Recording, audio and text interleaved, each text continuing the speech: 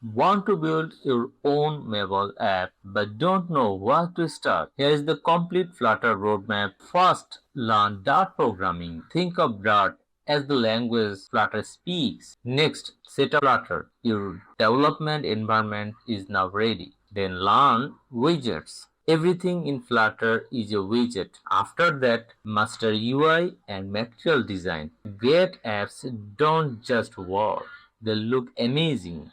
Next comes navigation. This helps user move smoothly between screens.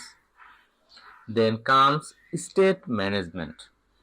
We'll break it down into easy steps in our upcoming videos, and this is the place where beginners become real developers.